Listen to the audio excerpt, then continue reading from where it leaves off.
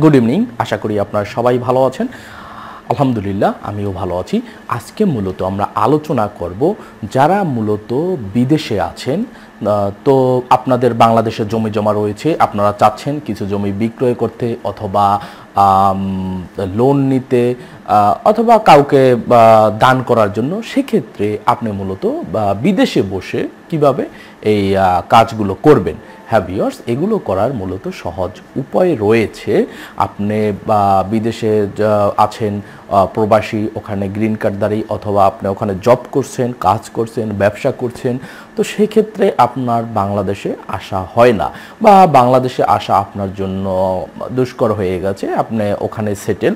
সেক্ষেত্রে বাংলাদেশের জমি জমা আপনি কিভাবে দেখাশোনা করবেন বা কিভাবে বিক্রয় করবেন, এই সকল কিছুর জন্য মূলত আপনাকে কি করতে হবে সেই বিষয় নিয়ে আমরা আলোচনা করব। তো চলুন শুরু করা যাক। শুরু করার আগে অবশ্যই আমার চ্যানেলটিকে সাবস্ক্রাইব করে সাথে থাকবেন।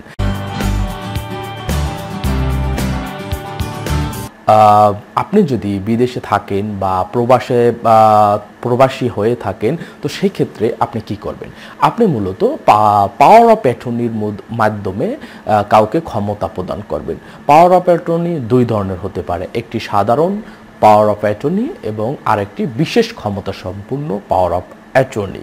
আপনি যদি একটি বা আপনারা প্রতিনিধি কাউকে সিলেক্ট করতে চান, তো সেক্ষেত্রে মূলত আপনি একজন লয়ারের মাধ্যমে কথাবার্তা বলে তার সাথে কিভাবে সেটা সম্পাদন করবেন, কি কি পাওয়ার উল্লেখ করবেন, সব কিছু মূলত আপনি লয়ারের সাথে কথা বলে একটি পাওয়ার অফ অ্যাটর্নি আপনি তৈরি করবেন।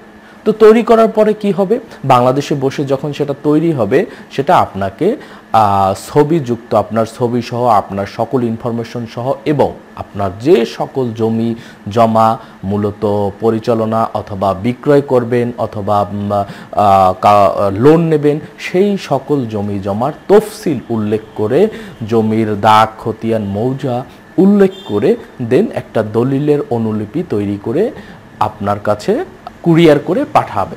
তো আপনি যখন সেটা পাবেন, তারপরে কি করবেন?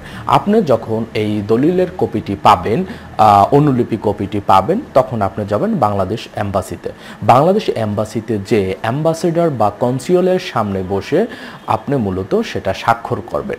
স্বাক্ষর করার পরে বাংলাদেশে আপনি পাঠিয়ে দেবেন যে মূলত পাওয়ার গ্রহীতা। পাওয়ার গ্রহীতা কি করবে? পাওয়ার গ্রহীতা সেই কপিটি নিয়ে যাবে পররাষ্ট্র মন্ত্রণালয়। পররাষ্ট্র মন্ত্রণালয় যে আপনার সেই কপিটি শুধু সব কিছু যাচাই বাছাই করবে পররাষ্ট্র মন্ত্রণালয় এবং সেটি সত্যায়ন করবে। এই সত্যায়ন করাটি অবশ্যই 4 মাসের মধ্যে করতে হবে।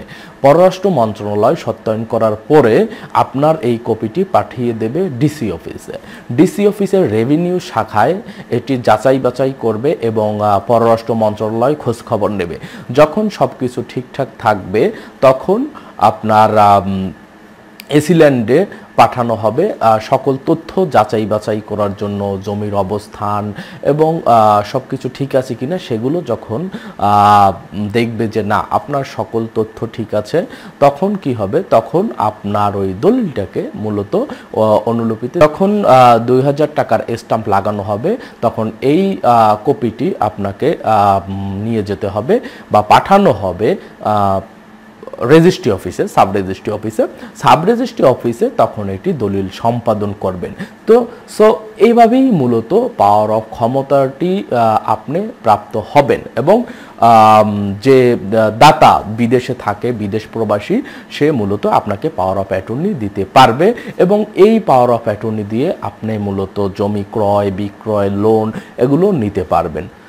সো ভিউয়ার্স, আজকে মূলত আমরা ফুল প্রসিডিওরটা জানলাম যে বিদেশে বসে কিভাবে বাংলাদেশের জমি ক্রয় বিক্রয় করবেন এবং আপনার জমি মূলত ক্রয় করতে হয়তো আপনার থাকা লাগে না, যে গ্রহীতা তার থাকা লাগে না, দাতার অবশ্যই থাকা লাগে। যেহেতু আপনি দাতা বিদেশে আছেন, আপনার জমি বিক্রি করবেন, সেক্ষেত্রে আপনাকে হয় পাওয়ার অফ অ্যাটর্নি দিতে হবে।